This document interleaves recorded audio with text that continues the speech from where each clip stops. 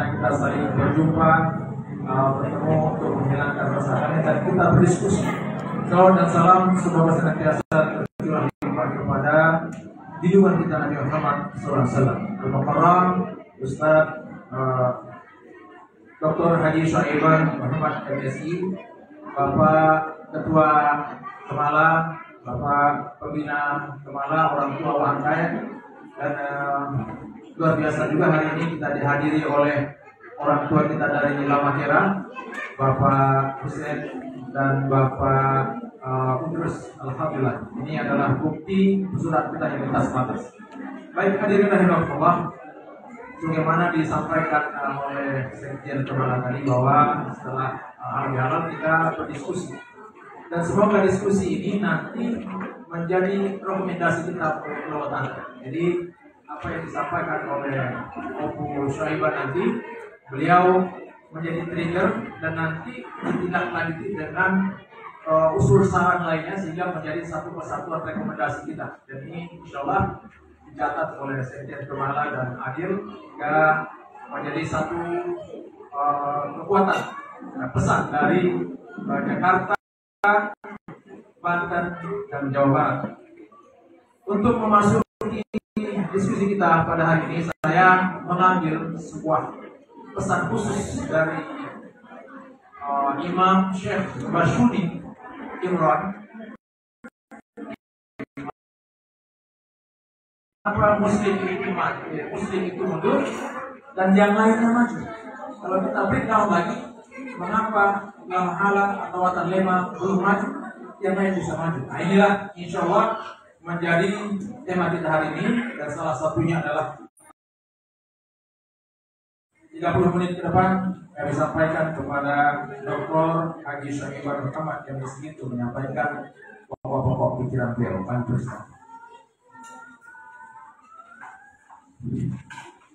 Hadirin ibu dan bapak sekalian, Assalamualaikum warahmatullahi wabarakatuh. Alhamdulillahi nahmaduhu wa nasta'inuhu wa nastaghfiruh wa na'udzu billahi min shururi anfusina wa min sayyiati a'malina. May yahdihillahu fala mudilla lahu wa may yudlil fala hadiya lahu. Asyhadu an la ilaha illallah wahdahu la syarika lahu wa nabiyya ba'd. Teman, ibu, saudara semuanya, emak, bapak semuanya, kita sama-sama panjatkan puji syukur alhamdulillah kehadirat Allah Subhanahu wa taala bahwa atas nikmat karunia-Nya, rahmat berkah taufik hidayah-Nya, sehingga pada hari ini kita dapat bertemu. Saya barangkali mungkin untuk baru sekali 2 kali ya. Saya hampir tidak pernah ya datang halal bihalal. Ya. Saya baru karena dulu saya masih sangat sibuk, dan sekarang sudah masuk usia pensiun, saya lebih senang di rumah. Jadi mohon maaf kalau hari ini karena saya diminta untuk mencoba merubah sebuah budaya. Saya ingin merubah budaya supaya kita lebih meningkatkan kemampuan pengetahuan kita di dalam beragama. Kita khawatir jangan sampai masjid itu dibangun segitu indahnya, tapi kemudian kita sendiri pengetahuan kita kurang. Saya ini kan turunan khatib ya, saya tahu masalahnya di kampung itu. Ya, mulai dari kakek saya sampai nenek saya sampai pada bapak saya, itu semuanya yang megang masjid di kampung itu. Saya tahu semua itu dia. Nah oleh karena itu maka kenapa saya katakan bahwa peningkatan pengetahuan itu penting, agama itu penting. Ya. Kita kadang-kadang begini ya. Kadang-kadang kita lihat banyak orang yang rajin salat gitu loh, banyak rajin salat. Tapi apakah itu ahli salat itu persoalannya? Banyak yang rajin ibadah, tapi apakah dia ahli ibadah? Masalah. Ya. Laksanakan ibadahnya banyak ya, tapi karena ilmunya tidak punya ya, lalu kemudian itu saja yang dipakai, itu masalah. Nah oleh karena itu maka perlu ada peningkatan pengetahuan, perluasan pengetahuan. melalui forum ini, ya, perluasan pengetahuan, ya, supaya apa? Supaya kita jangan sampai terjebak bertaklid buta, ya, jangan sampai. Wala takuman laisa laka bihi ilm innas sam'a wal basara wal fu'ada kullu ulaika kana anhu mas'ul. Ya. Fuad ini akan diminta pertanggungjawaban oleh Allah Subhanahu wa taala. Fuad. Ya. Sebuah elemen penting yang ada di dalam kalbu namanya fuad. Ya. Itu diminta pertanggungjawaban oleh Allah. Jangan sampai kita berislam tapi berislam dasar perasaan, tapi berislam dasarnya ilmu, dasarnya dalil gitu. Ya. Nah, dengan pengetahuan itu di samping wawasan kita terbuka, kita juga beramal itu punya kualitas gitu. Ya. Sesuatu yang punya kualitas itu pasti akan ada bidangnya yang tidak punya kualitas. Itu pasti. Ya. Ibu dan bapak misalnya beli satu barang gitu ya. Barang kedua-dua secara kayaknya kelihatan sama. Tapi karena kualitasnya satu harganya 1 juta, satu harganya 10 rupiah gitu loh. Sama saja dengan amal kita. Ya. Amal kita kalau ada kata kualitasnya rendah nggak ada gunanya. Gitu. Nah itulah sebabnya kenapa. Nah saya melihat bahwa kita ini sebenarnya ya kadang-kadang terjebak pada satu pemikiran yang sulit untuk dirubah, susah untuk dirubah. Ya. Kalau kita mau mengamini kata Nur Karismatik bilang begini, kita harus sadar bahwa kita ini sebenarnya Islam dari rumah. Kita harus sadar itu. Karena Islam dari rumah berarti kita masih memiliki prakonsep tentang Islam dan belum memiliki konsep tentang Islam secara terverifikasi. Harus itu. Kita baru memiliki Islamnya itu Islam belum konsep. Kalau kita sadari itu, kita kemudian mau terbuka dengan pikiran, mau terbuka dengan wawasan, mau terbuka dengan pengetahuan masuk. Kita kan kadang-kadang dari lama hal dengan Ramakera ini teman-teman Ramakera satu ini dulu saya tahu itu. Ya, ini dulu pernah aja sama-sama dengan saya. Itu begini. Jadi apa namanya?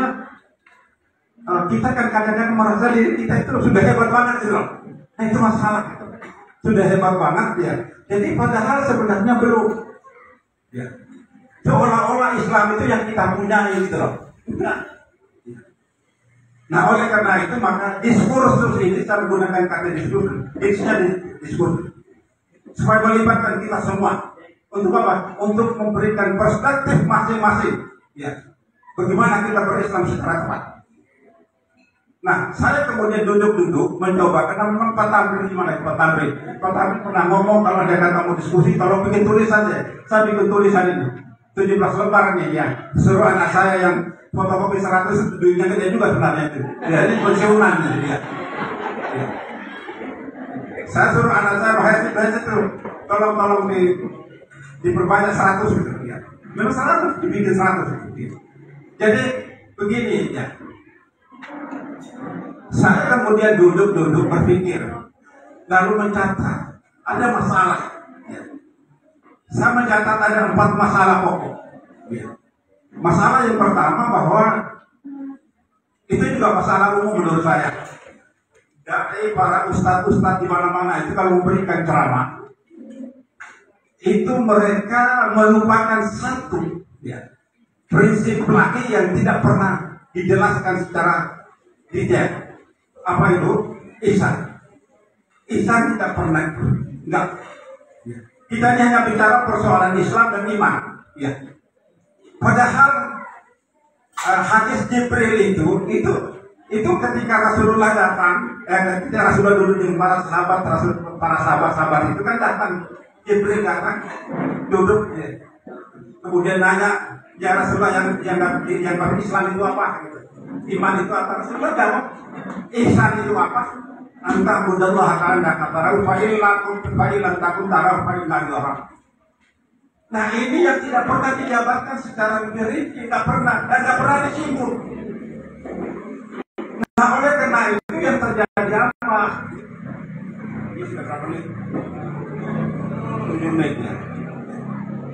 Jadi yang terjadi apa? Yang terjadi itu adalah kita boleh salat, tapi salatnya itu kalau boleh saya menyebutkan salat itu ada 3 makam ya.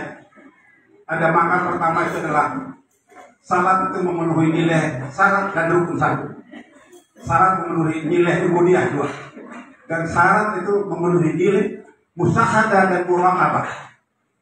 Nah kita itu nggak sampai pada nilai ibadah, nilai ubudiyah nggak ada. Coba deh di salat ya. Ruku ucap, sujud ucap, bangkit ucap, semua ucap biasa-biasa saja. Ya. Nggak pernah ada rasa. Padahal rasa itu ada di ihsan. Rasa itu ada di ihsan. Ya. Nah ihsan yang tidak pernah dipersoalkan, tidak pernah dibicarakan. Ya. Kalau saya boleh membuat satu analogi ya. Kalau ada kata misalnya Islam itu semacam sebuah jeruk, ya, buah jeruk. Ya. Kulitnya itu sering disebut dengan syariah. Kulitnya syariah. Isinya dagingnya itu adalah imannya. Ya. Rasanya itu adalah Islam. Rasanya. Ya. Oleh karena itu rasa itu tidak bisa diterangkan kepada orang lain. Karena Islam itu adalah ahwal dan bukan mahal. Ahwal itu adalah sebuah kondisi batin yang diberi, yang dianugerahkan Allah kepada setiap orang yang dikehendaki. Dia merasakan dekat dengan Allah dan dia seorang yang melihat Allah. Hanya dia yang tahu, dia yang rasa. Dan ini tidak pernah kita. Ya. Pengalaman spiritual kita tidak sampai ke situ. Itu persoalannya. Oleh karena itu salat juga terus mukanya juga hitamnya nggak berhenti. Gitu loh. Kata saya lihat, nggak ada cerah-cerahnya gitu loh. Ini masalah sebenarnya. Ya. Nah ini kita perlu koreksi. Gitu. Kita koreksi ini kita lama kira sama saja. Ngomong Islamnya hebat-hebat. Ini perlu harus tinjau kembali. Kita coba lihat itu. Ya. Nah itu yang pertama. Jadi ihsan itu yang tidak pernah dipersoalkan. Yang kedua. Ya. Jadi oleh karena itu saya katakan bahwa kita nanti bicara ihsan. Ya. Kita bicara mulai dari bagaimana kita bisa belajar memahami semua bacaan, nilai filosofis daripada gerakan-gerakan salat misalnya. Kan kita harus belajar juga, ya. Kalau kita hanya sekedar Allahu Akbar untuk sujud segala macam, tidak ada rasanya, ngapain itu? Itu masalah. Itu semua wilayah ihsan. Ya. Kalau wilayah-wilayah syariah gampanglah. Itu sudah ada tulisannya, sudah ada semua itu. Ya. Sujud juga sudah ada diatur itu, rukunya sudah diatur semua. Tapi nilai filosofisnya itu yang perlu kita cari, dan itulah yang disebut dengan hikmah. Ya ini kita itu. Dan itulah yang sebetulnya ihsan. Menukik gitu. Dan kalau tidak nukik jangan kasihan itu. Nah, masalah yang kedua, kita lihat masalah yang kedua. Masalah yang kedua itu kalau kita sekarang ini ibadah atau salat itu berhenti pada aspek legal formal. Syaratnya terpenuhi, rukunnya terpenuhi, selesai. Kayak gitu ya. Tetapi bagaimana suasana batinnya menghadapi Allah tidak pernah dipersoalkan. Jadi secara lahiriah itu kita oke, tetapi sudah sampai tidak menembus ke substansinya. Substansinya nggak sampai. Ya, itu sekali lagi disebabkan karena dakwah tentang Islamnya itu dilupakan. Dakwah tentang khusyuk dilupakan. Dakwah tentang mengingat Allah segala macam dilupakan. Sumpah dilupakan. Gitu loh. Ya. Allah suruh bahwa kita sangat kita lihat maksudnya juga kadang-kadang hilang ada. Kenapa? Tidak ada komitmen. Masalahnya ini. Ya. Nah oleh karena itu ibu dan bapak sekalian, ini yang penting kita coba. Ya. Sudah berapa menit? Oke. Nah itu jadi saya ingin menyampaikan bahwa kita coba sekarang buka mata kita, melakukan muhasabah, koreksi terhadap amal-amal yang kita lakukan. Ini amal ini sudah benar atau enggak? Sebuah kelemahan yang saya katakan, sebuah kelemahan kita adalah kita merasa bahwa semua amal kita lakukan diterima Allah. Itu aneh gitu, aneh. Nabi saja ragu amalnya diterima oleh Allah. Baca Banyak referensinya. Nabi saja beramal itu, dia merasa ragu, sakit, apakah Allah terima apa enggak? Makanya doanya selalu, ya Allah terima amal saya, ya Allah terima amal saya. Dia takut apa diterima apa enggak. Tapi kita bisa orang lama keran saja, rasanya sudah habis salat, kan jadi terima Tuhan aja gitu ya, rasa yakin aja gitu. Ya enggak lah gitu loh. Ya bukan begitu, bukan. Ya. Orang yang merasa yakin diterima oleh Allah amanah itu tidak akan diterima oleh Allah. Itu hadis. Itu sebuah tanda itu. Kalau yakin banget bahwa apa-apanya diterima oleh Allah pasti tidak diterima oleh Allah. Itu yang kedua. Ya. Lalu yang ketiga ini kan sebenarnya kan terkait dengan persoalan kita ini punya budaya nolak sebuah pengetahuan baru. Ya. Sebab saya itu pernah ngomong dengan tua-tua adat juga pernah saya ngomongin Pak. Ya. Saya pernah pulang tahun 2000 dari keluarga saya dengan anak istri saya yang sudah meninggal di Mekah, istri saya itu. Itu kan saya ngomong sama mereka semua ya. Ya. Kalau kita ini kan sebenarnya kan kenapa kok kita itu satu manhaj ya, manhaj itu cara melakukan ibadah besar. Satu mazhab itu tapi kan kita ini yang benar gitu. Yang enggak juga lah. Allah itu menyiapkan banyak model gitu loh. Bacaan rukunya juga modelnya banyak, bacaan sujudnya juga modelnya banyak, bacaan apalagi juga modelnya banyak. Apalagi bacaan doa iftitah itu 14 model gitu loh. Ya. Tapi kita merasa kita punya yang paling bagus tuh. Itu yang aneh. Apa yang terjadi? Ketika ada pikiran yang baru masuk, dia bilang itu merubah agama kita. Nah, anehnya itu adalah reaksi yang diberikan itu, loh, ini moyang kita kan sudah sejak dulu. Memang yang beragama itu nenek moyang. Semua. Oh ini dia datang buat nenek moyang. Karena nenek moyang itu sama dengan umat-umat yang ada di zaman Nabi Ibrahim. Sama Nabi Ibrahim itu, ketika Nabi Ibrahim mengajak mereka untuk supaya jangan sampai menyembah itu lagi gitu ya, dia patung lagi. Loh, ini agama nenek moyang itu sama saja dengan kita gitu. Jadi agama itu pakai dalil, agama itu bukan pakai nenek moyang, agama itu bukan pakai perasaan, pakai dalil. Saya ingin menerangkan harus pakai dalil.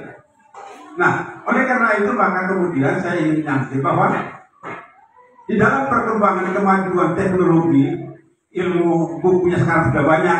Ya kalau saya dulu itu kan di kampung hanya uji ibadah, Pak. Dan saya pernah disuruh oleh Pak Imam Sio untuk kena waktu hadis tahun 65 itu buka senter dari mana-mana. Lalu Pak Imam bilang, Soaiban mimpi satu senter, ya, satu rumah untuk ngajari. Kita pakai referensinya kunci ibadah, Pak. Gitu. Nah, kunci ibadah itu ngajar itu tidak ada wainya, buatnya saja. Nih, bacaan dulu ini. Kalau ada wainya kan, mengapa kan gitu loh? Nggak pakai. Kalau ada wainya kan, mana hadisnya kan gitu. Ada landas, enggak gitu loh. Enggak, hanya wordnya kok. Bacanya ini dihafal banget gitu loh. Ya saya juga ngajar sama ibu-ibu banyak banget. Ya sampai di kanan Pak Imam itu saya waktu itu kegiatan satu kegiatan. Ya, jadi saya ingin sampaikan bahwa keadaan kita, Islamnya kita itu memang aneh gitu. Ya. Saya bisa mengatakan itu dalam waktu saya katakan di depan Pak Imam juga nggak ada yang mau. Misalnya saya beri ceramah, kuliah subuh, kemudian habis bisa ceramah lagi. Ya, selama saya berada di sana itu ya. Kenapa? Karena sebenarnya ini kurang tapi kita bertahan gitu loh. Ya. Nah, oleh karena itu ibu dan bapak sekalian, masalah nomor 3 itu kita coba menyesuaikan diri. Kita buka diri menerima ada hal yang salah yang selama ini kita. Saya katakan adanya. Ada hal yang salah misalnya. Saya kasih contoh. Coba ibu dan bapak buka hadis. Baca misalnya bacaan duduk di antara dua sudut. Ada nggak kata wafona? Kata wafona ada nggak? Saya mau nanya. Cari nanti kalau sudah dapat itu potong yang kita. Itu kan ditambah. Wafona nggak ada. Gitu. Salah satu contoh saja gitu. Nah kita dihafalnya sejak dulu, dan saya memang terampil banget hafal itu, terampil gitu. Sujud sahwi ini, sadaqta wa barakta wa ana ala dzalika minas syahidin. Pertanyaan saya itu hadis. Enggak gitu loh. Bukan hadis itu dibikin oleh ulama gitu loh. Ya. Alasannya apa gitu loh? Ya alasannya karena enggak ada. Lalu dibikin ulama. Pertanyaan saya adalah Allah suruh anda sembah dia. Cara sembahnya itu yang bikin. Cara sembahnya yang bikin tersi Allah, bukan kita yang bikin. Cuma sama gitu loh. Makanya oleh karena itu Muhammadiyah, saya sempat masuk Muhammadiyah juga.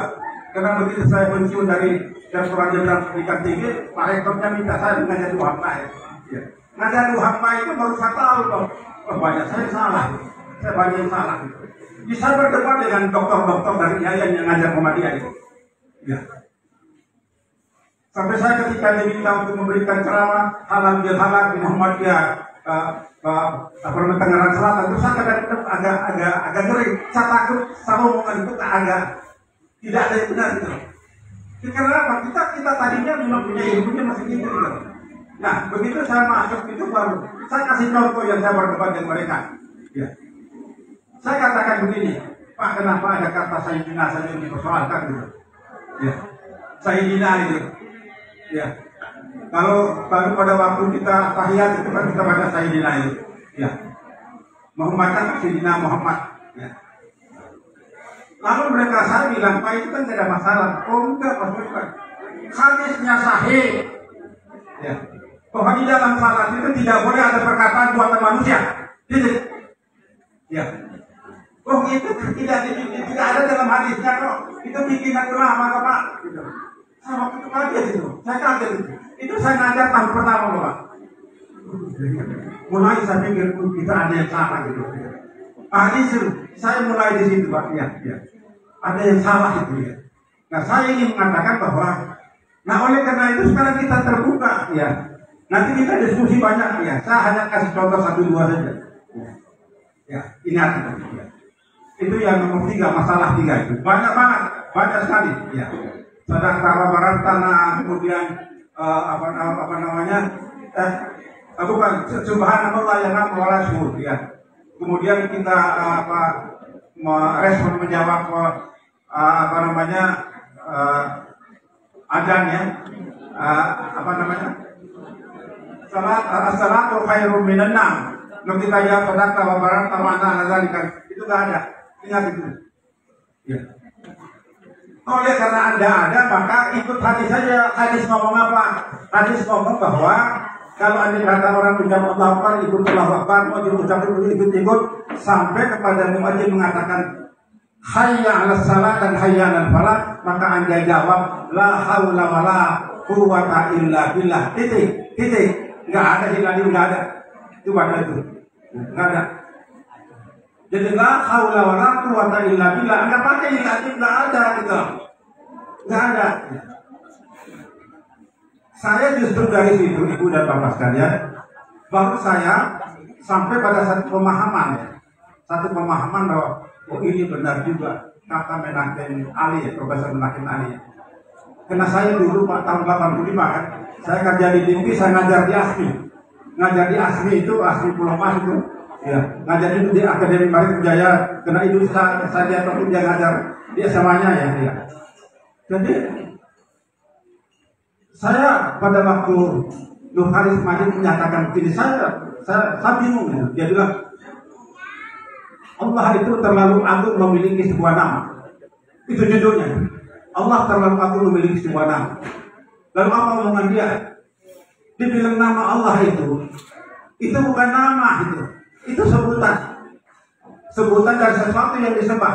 Kata Nur Haris Majid bukan saya. Suatu ketika saya datang, ya, Pak Ahmad ya, Pak Ahmad ini Pak Ahmad Satibi, Bapak tahu ya, Pak Ahmad Satibi di Depoknya P3, dia tamatan Al Azhar karena dia yang menyuruh saya bikin sekolah SMP Yaga di Priuk itu. Ya, saya tanya Pak Satibi, ini Pak Nur Haris Majid ngomong itu benar enggak ya?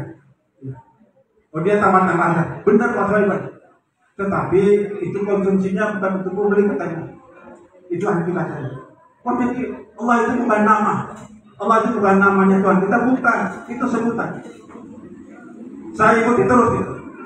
Sampai 2 tahun yang lalu saya mendengar Profesor Kenaken Ali, ya, dia berceramah di Malaysia.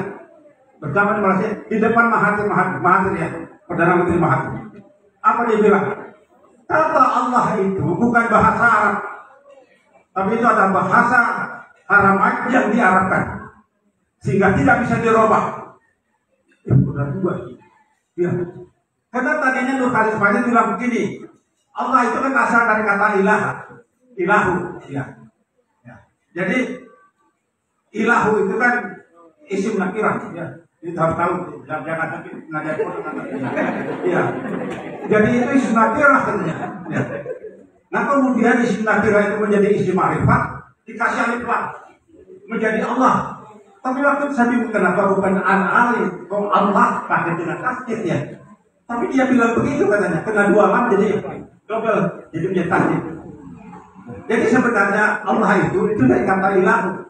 Ilahu isim nakirah menjadi isim ma'rifat, dia bilang gitu. Ya, di otak saya segitu. Lama-lama saya dengar Menakem Ali. Dan terakhir sekali saya dengar dari ahli daya. Ada yang ngomong. Ya, ketika dia bicara masalah tadabburnya Bismillahirrahmanirrahim. Dan kata Allah itu memang namanya Allah. Dan nama itu tidak bisa hilang. Dia bilang, dia tulis kata Allah. Hilangkan alifnya. Hilang alifnya. Tinggalilah. Masih Allah. Dia bilang, Allah. Buang alifnya. Tinggalilah. Masih Allah. Kemudian lam 1 hilang. Tinggalahu. Masih Allah. Dia Allah. Lam yang buang. Tinggal ha. Hu. Dia. Masih Allah. Dan hu dihilangkan menjadi gaib Allah. Benar ya? Jadi pengalaman dia ngajar santri pondok gitu. Iya, ini penting banget loh ya. Saya waktu itu saya pikir benar, Allah itu benar-benar namanya Allah, benar-benar namanya Allah. Lalu saya baca hadis-hadis, ya kenapa ya hadisnya? Hadis itu kalau ada kata agama kan baca Bismillah atau Bismillahirrahmanirrahim. Gitu loh. Bismillah itu artinya Allah itu memang nama gitu loh. Ya. Astagfirullah tidak pakai astagfirullahaladzim, enggak. Allah saja. Ya. Semua titik pada Allah. Benar sekali bahwa Allah itu adalah nama. Nah ini saya proses sampai memahami, sampai yakin bahwa Allah sebagai nama itu baru sekitar 3 minggu yang lalu. 3 minggu yang saya ngomong aja. Setiap hari saya duduk, saya ikut sama YouTube saya. Ya. Saya di rumah ini saya gede gitu ya. Tiap hari YouTube aja. Hidayah. Udah hormat gitu. Ya saya duduk, saya nyatas, saya bikin makhluk di laptop. Ya. Jadi ini penting untuk merubah kita ini sebenarnya masih terlalu jauh gitu loh. Ya.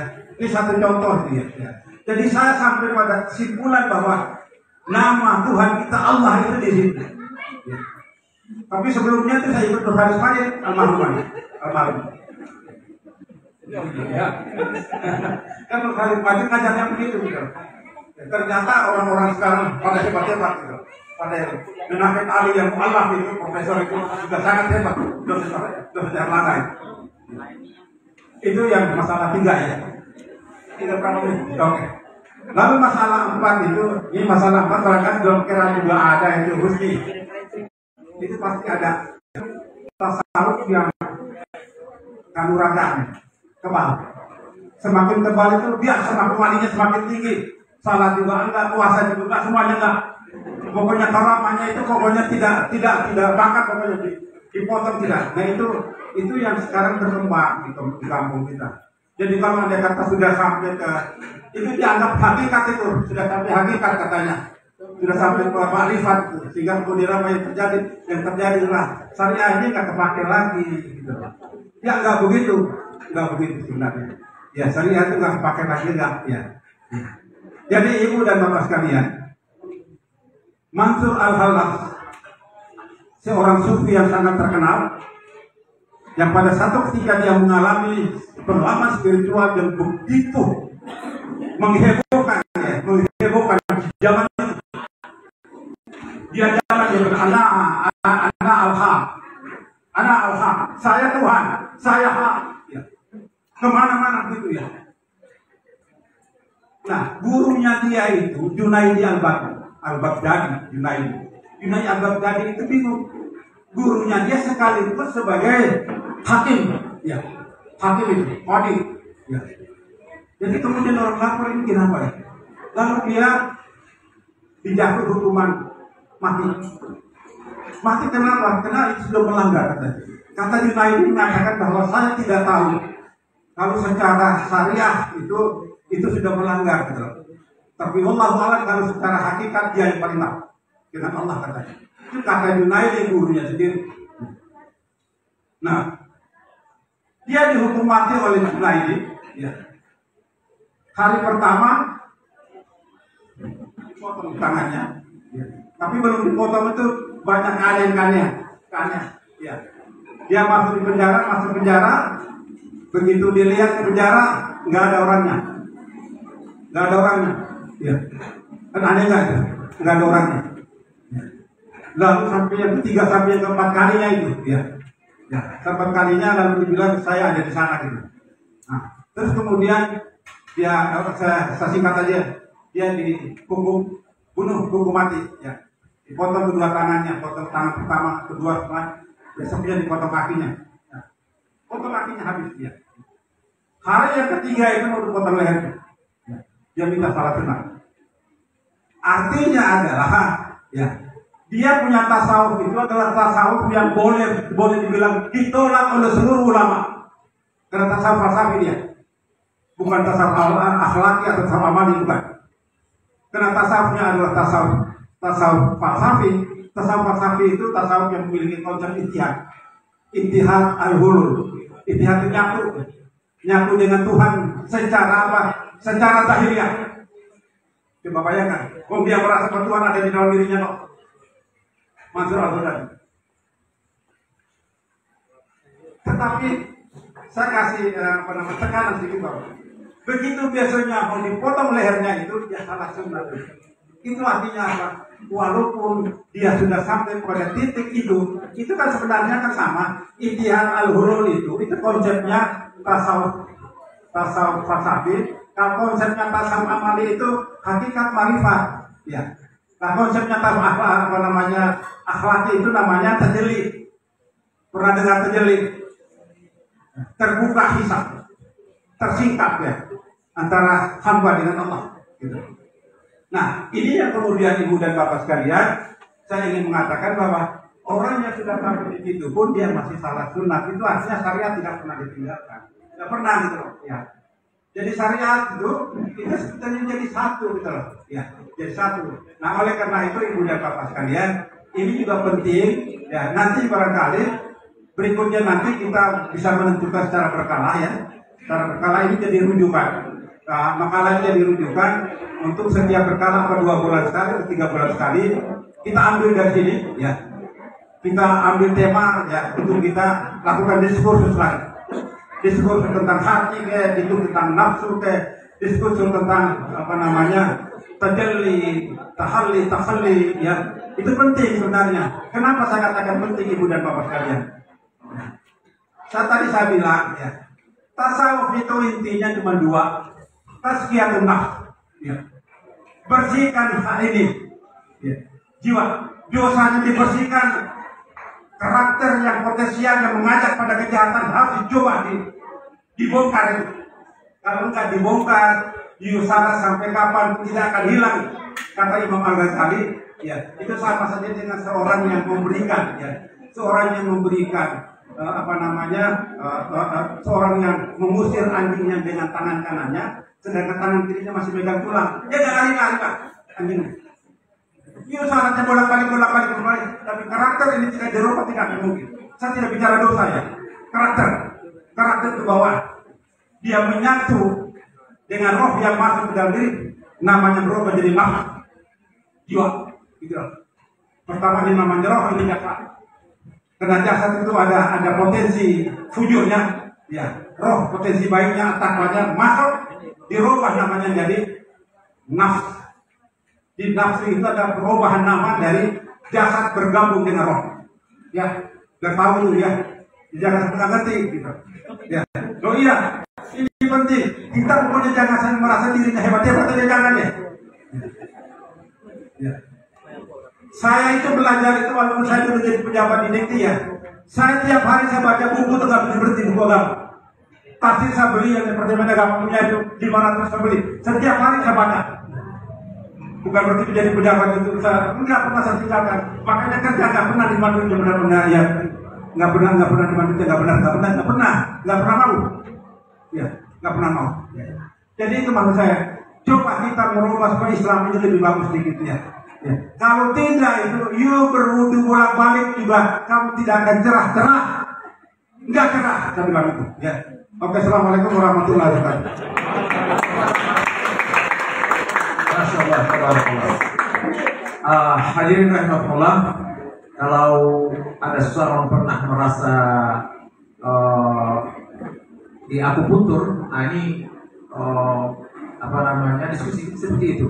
Ditusuk tetapi menyehatkan kita. Mungkin banyak yang belum tahu apa yang beliau sampaikan. Nah, oleh karena itu untuk melengkapi diskusi kita pada hari ini, sebagaimana disampaikan oleh beliau tadi, memang Nabi mengatakan as-salatu rasul amal. Salat itu adalah kepala dari segala amal. Kerisauan beliau adalah kerisauan kita juga. Masjid yang begitu besar, tetapi sefull-fullnya sholat, kita tanya Tamir berapa saf kalau sholat full-fullnya? Sholat 5 waktu 3 saf. Nah itu, ini adalah kerisauan beliau. Bagaimana masjid itu penuh, ya, dan khusyuk dan sholatnya benar. Kami persilakan untuk 3 penanggap, 2 dari kaum senior, 1 dari pemuda. Saya ingin seperti itu. Oleh karena itu kami persilakan untuk menyampaikan sebagaimana beliau sampaikan perspektif. Persilakan. Atau saya sebut nama begitu lebih bagus. Pertama kami mohon dengan hormat, karena jadi kalau udah pasti bisa. Opu gue Nana Imam Masjid Babu Rahman Waiburak, Ustadz Ahmad Saleh. Kami persilakan Nana Huda.